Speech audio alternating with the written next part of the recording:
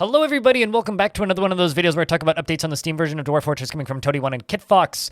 We've got something special for you guys today. The PAX West panel featuring Zach, Tarn, and Alexandra Orlando has happened. Alexandra is the KitFox community manager, and they played the game live for 1 whole hour. Before you yell at me, no, there isn't a release date in this video, so I'm just going to get that out ahead. I'll also probably put that in the description. However, they do have things to announce soon, TM, so nothing's really changed. That being said, there was an hour of gameplay, including a bunch of Fortress mode stuff and Legends mode stuff and a fully built Fortress, which you've seen screenshots of recently. So I'm going to skip through a little bit of that, and we're going to kind of do a short kind of highlight reel of the things that I thought were kind of neat. And also, if you want to watch the whole video for yourself, there is a link down in the description to the official VOD archival, because I can't upload it here, unfortunately. I would love to, but I can't. So instead, links in the description. Let's dive in.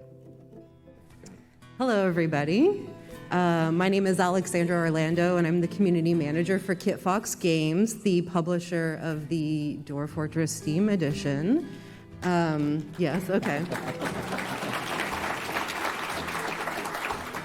Thank you for coming. There's so many people here. This is so exciting. I'm not going to be doing a lot of talking. I'm just here to introduce and get started.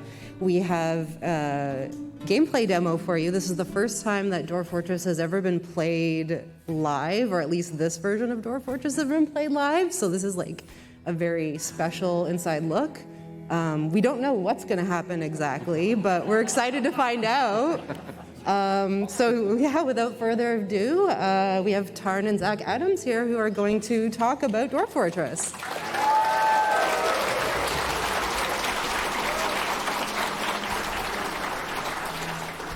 All right, so here's the title screen, and let's create a world.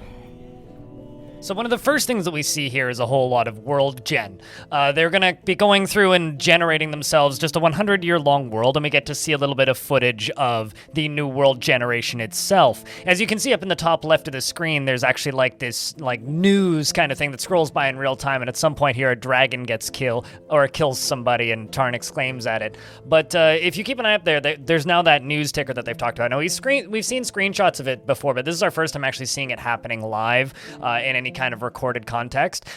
Still in the age of myth. No, a dragon just killed somebody. It's too bad. Of course, all of these maps have been done recently by the newer artists, and I think they look visually fantastic, and I'm absolutely stoked to see this news ticker. I mean, for those of you who maybe don't play the original game, currently all it looks like is just like a number going up of the number of events that have happened and the number of people that have died, which of course is still here. However, now you get that extra added flavor text, so people who are brand new to the game aren't just sitting there bored. And also it really helps for somebody who's maybe just generating a new world. You get the opportunity to view the whole thing and kind of have an idea of the flavor text that you're going to be getting and the actual world that you're generating while you're generating it, in case you just decide you want to hit the nuke button and blow the world up before it even gets started. Once they get to the end of the world generation, they do click play now, and by hitting play now, it finishes, the 100 years that they generated, which is now apparently the new default. Previously it was 250. Now it looks like it's 100, but regardless, it then saves rather quickly, and then it goes through the normal calendar stuff, which doesn't seem to have had any speed up, which is understandable. Then from there, they can select where to embark, which is now a lot more specific. It's exactly the same as the way it worked before. However, it feels more specific, because instead of like selecting a large tile on one of 3 maps and then using UMKH to be very specific about where you're going to place, it's literally just you can see everything all at once. It's all that one zoomed in view. Of course, you can zoom out and zoom in and all that jazz, but it's just the zoomed in view that used to be in the tiny little box in the top left. I think that this is a massive improvement. I'm kind of sad and kind of bummed out that they didn't show us the different overlays for this, like elevation and all that, but it's still a really good visual indicator of what world generation and embarking is going to look like. Your harsh strike has finally ended. Your party of 7 is ready to make an outpost for the glory of all Ulan, whatever it is. There are almost no supplies left, but with stout labor comes sustenance.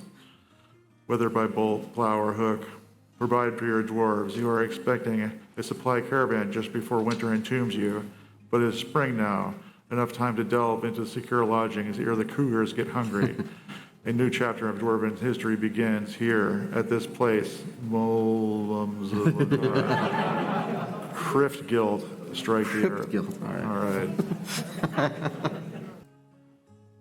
You'd make a stockpile, accept wood, and then cut some trees down. Have the trees. Haven't had to press 20 keys so far. It's pretty good. Start time going. So the first thing I would like to note about this kind of footage that they're showing here is we're hearing that one song that was announced the other day called Strike the Earth, which is the initial You Just Embarked song. You can see Zach doing some of the initial movements, and eventually the person running the camera starts turning the camera on and off. But we're going to fast forward a little bit here because this is just kind of your initial gameplay, and they, are doing the basic kind of digging and whatnot. But eventually, once we get a little bit further in here, we start seeing them go deeper and deeper, and also something that's brand new, which is the smoke of a dwarf getting torched to death. But what I really would like to kind of highlight about this is just how smooth it's going to be for new players to get into this. I mean, there's tutorial windows popping up everywhere that he keeps disabling, but what I really want to kind of highlight about this is the real difficulty to begin playing Dwarf Fortress was just learning the hotkeys and the obtuseness of the menus. This genuinely, to me, feels like the learning curve for Dwarf Fortress technically is gone. Obviously, there's still a lot of depth to the game and a lot of menus to dig through, but if you've played a game like this before, it's not going to be difficult for you to get into it. It's very much click, drag, scroll up, scroll down, look around, and I think the main issue for people is going to be Z levels, but even that, with the mouse, only takes a couple of minutes to really wrap your head around as a new player. A few other things we get to see in action in the full VOD is the actual history of an individual dwarf, which is a little bit later on in it. But also in the background here, if you watch closely, you can see them expand that stockpile that's been placed. That's something that was announced a while ago, but I kind of forgot until I saw it here, and then my head kind of got real explodey when I saw it. I got very, very excited. I was like, oh my god, we can actually resize stockpiles. Holy shit, that's such a big deal. Up until now, it's just been a specific size, and once it's set, you'd have to delete it and rebuild it to expand it. Unless you want to build a stockpile on top of the stockpile, which just messes with things eventually. And now, just for everybody's sanity, I'm going to kind of speed the video up here a little bit. Once again, if you do want to watch the whole VOD, the link is down in the description.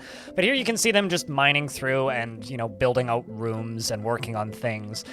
Something that I need to highlight is that we'll, again, see a little bit later on, is the frame rate seems really good for 200 dwarves. I'm not sure what kind of computer Zach is using here, but it doesn't seem that crazy. And the actual, 200 dwarf fortress that they'll play a little bit later, they're going to break the game in a few moments here with dev tools, but in a little bit later, it's running really well. The game runs quite well anyway, but I'm really curious to know what else they've kind of done underneath the hood.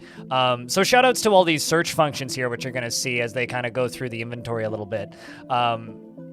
Man, I don't know. This whole thing just looks so smooth. The little building menus down in the top left, the construction menus in the middle, clicking and dragging to make zones for rooms. It all just looks so smooth, and it's so nice to see. Again, those are all the little tutorial menus that you keep seeing popping up there with the little question marks that they keep closing out. Here is what I think is a construction menu. Yep, underneath the manager screen. Jobs menus there, and tasks, and all of the other little tiny menus just kind of crammed away. Another tutorial menu. It's just so nice to see all of this in one place, and it's so nice to see the game played. Building out some bedrooms, and I think in a moment here you're going to see some zoning, jumping up to the world map and showing off the different locations on the world map. But I think we're going to pause on this world map screen for a little bit, and then I'm going to let Zach and Tarn have their voices back so that they can talk over it. This is a menu we haven't seen at all before. Right? So down in the bottom right, you can center on your fort, which is a completely new feature. I don't think that there was any way to do that previously. If there was, I didn't know what the hotkey was. Missions, which is you click on that to send out your dwarves to go invade things. Civilizations kind of shows you the various different civilizations in the world, obviously, and their territory. News and rumors is my favorite. That's where you can see armies moving around, and you can find out what other areas know about your fort. Missing citizens, I think that one's new. I would assume is going to tell you where hostages or people have been kidnapped is, which is cool. Artifacts is, an artifact screen, so you can scroll through the entire map and locate all of the known artifacts and maybe try and steal them. And then, of course, reports, which is, I guess, the battle reports menu. And I'm assuming tribute reports as well, because both of those seem to kind of get fed into that same menu. But I'm going to shut up for a second and let Zach and Tarn talk about this menu for a moment. There's one more screen. Now this one is, you can look at the rest of the world. Yeah. And you can center it on where your fort is. And there's different civilizations that are close. Right now, all we have is your site government and then another dwarven civilization that you're at peace with. Eventually, the goblins will find you, but you have to export a lot of wealth before they take interest in you and want to attack you. So now we got beds being made. So you click on this furniture bed, click there, add a bed. Yeah, this is still one of the interfaces we're hoping to streamline a bit to allow you to place furniture more quickly, for instance, because it is kind of a pain right now to click or whatever. So yeah, working on little things. That's what's taking us so long. That's why we don't have a release date yet. We're still working on that stuff. And let's see what else. Okay, so another thing that I usually do when I play is make a kind of complicated work order. So you can make a work order to make more of the bins. So you type in wooden bin. Sorry. So you make a wooden bin. All right. And then you can go and put conditions on it. So you say, make 10 wooden bins if you have less than 10 wooden bins, except you want them to be empty bins like that. And now they'll just make bins until they have 10 empty bins. And that's kind of advanced, but I just wanted to show you the how much detail you can put into making your fortress. And now we're going to skip to where they start digging into the caverns and discover some terrifying monsters. Press the button that makes you go down to the deepest level, and here's the underground cave. All these are new, all these different little mushrooms and stuff. You can click on the mushroom Well, you can't click. or you can't click on the mushroom. But There's some big ones, I think. yeah, here's Scroll up. Yeah, those are what type of tree is that? there's underground trees, fungi wood, Fungi woods. and then these big mushrooms. These are tower caps. And let's see. Now we can look at the unit list again, and it'll have a list of the monsters that are down there. Nope, just chinchillas. But let's go down and see how far they went down. You can try zooming from the mining announcement. Oh, here we go. Oh, yeah. Okay, there's these announcements all along the side. Yeah, these alerts on the left side. Well, first of all, here's all the nice trees growing out of the water there. We can dig a well that goes down to the underground, and then you won't have to have your dwarves drinking out of the river. But let's see. Let's zoom away, and then you go up to the announcement. You discovered an expansive cavern to go underground. Click on it, and it pops to the expansive cavern that you discovered. And then I just jumped down to the deepest that we've gone, but we want to go even deeper than that. And further down. There we go. Discover the Great Magma Sea. Or you've discovered unusual volcanic walls studded with magma gems. No, there's the smoke. This is new. We just invented this smoke. This is great. Yeah, we added the smoke image in yesterday. And then Did something catch on fire? and there's the magma sea. You can turn off the designation. Yeah. So let's find this rock-studded You see it? thing. Let's see. Maybe it's here. You can look for it. Yeah, you got a scroll bar. Oh, then there's the scroll bar. Down, down, down. Unusual wall studded with gems. Let's find it. It's right there. There it is. Okay. Wonder what that's all about. So that's kind of what I'm calling the highlight moments from the initial chunk. Once again, I do recommend watching the whole VOD. It's only an hour long, and there's a lot of really good little tidbits in there that I don't have time to cram into this video. I also am not allowed to archive the whole thing, unfortunately, so it's the best place to watch it. But the thing that I want to say now is I'm going to kind of take this and we're going to jump to the part where they talk about Legends mode. There's not a huge amount really to say aside from that it looks entirely approachable now. There is this lovely tabs. There are these lovely hyperlinks that are clickable. You can get all of the information that you need incredibly quickly, and it's all very well served up. The additions of hyperlinks and making Legends mode even just a little bit more accessible, I think, is a huge change, because yeah, there are external tools that you can use like Legends Viewer and all that, but I think that just the base Legends mode, there is a lot of information you can get out of it. The problem was it was just too tedious for most people to really mess around with it much. Partially why tools like Legends Viewer exist. Now, I think that there's still a place for like the minute details of Legends Viewer. However, just having this and being able to be like, okay, who's the queen? Who's the queen's kids? Okay, who did the queen fight with? Oh, they fought with a dragon. Well, who killed the dragon? Let's go find that person and give them a nickname and a medal or something in Fortress mode or later down the line, Adventure mode when that's added to the game. I think that is huge just as a feature being shown off here. And as somebody who's a big fan of Legends mode, I'm very, very excited to actually be able to take the time to mess around with it a little bit more. Of difference, I think.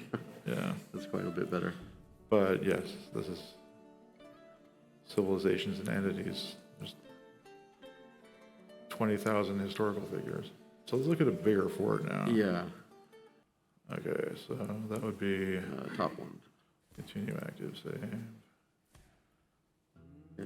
So this is a fort that Zach had played during playtesting for 8 years of in-game time, until he got the queen of the dwarves arrived at his fortress. So this is a full size testing fort. Yeah, there's all the leaves on the ground. That's new. Okay, so and all the mud from my giant drowning chamber here. Okay, so now some of these dwarves might actually have memories because they've been around longer. So you see the thoughts go off the end because they've been around forever. So you click on the thoughts, and they have self-pity, they're dejected, and they have memories. So this guy came to the fort on the 3rd year, and through all the seasons, they remember stuff like being caught in the rain. This is one is notorious because they became less angry and learned the value of sacrifice from being caught in the rain. That goes all the way down. All these memories go all the way down to... Yeah, this system was in the old version, but getting the information like this was a labor. You'd have to spend, an hour cross-referencing things to figure out what had happened to them, and now you can just see it. Yeah. Like we just tweeted it out. So then they have relations, all the relations to the people in the fort and the people left behind. Eldest son, there's all these. Yeah, the ones with pictures are in the fort. Yeah, these guys are in the fort. So the paternal grandfather, younger half sister. Let's see, and going all the way down to there's all the cousins. Going all the way down, a lot of cousins. There's the deities. And then the friends, the close friends, the passing acquaintances, all the way down.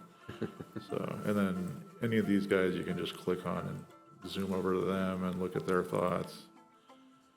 This is kind of where I begin to wrap this video up a little bit.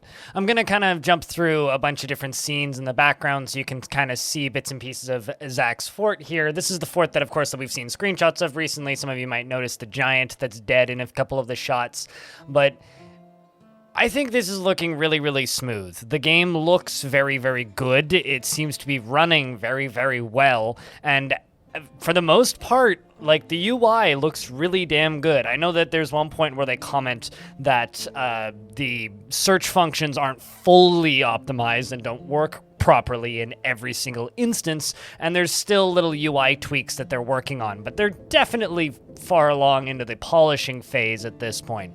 Now, there wasn't any release date announced during this panel, which makes some sense, as PAX isn't the biggest possible stage. I have a feeling, since they do hint that they have some stuff to announce very soon, that it would be wise to keep a close eye on KitFox channels over the next couple weeks. Now, they did state that it would likely be out this fall, and we're still in summer, so keep that in mind. And they haven't walked back that statement of they're aiming for fall and they're still on track. So I would assume that that hasn't changed. This weekend, tomorrow actually, after the time of recording, actually 24 hours from now, quite literally, it's 6:30 p.m. here right now, I'm going to be having dinner with Zach and Tarn. I'm going down to Seattle to this event, where this event is happening, and I'm going to go say hello. Obviously, I probably won't be able to say much about what is discussed there, but just to give you an idea, things are getting kind of close. So with a little bit of luck and a little bit of good fortune and the brothers being swift, I do expect this game to release sooner rather than later. So keep your eyes peeled.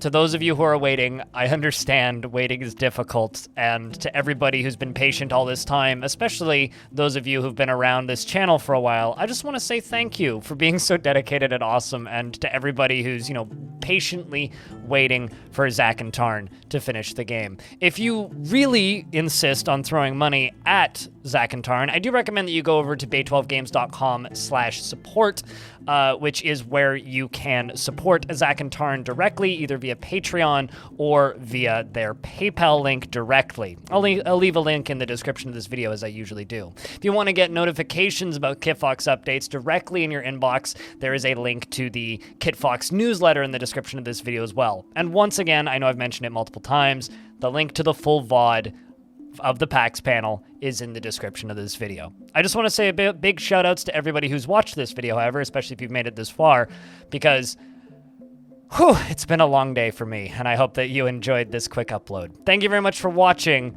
Thank you very much for watching this video. Please support Bay12.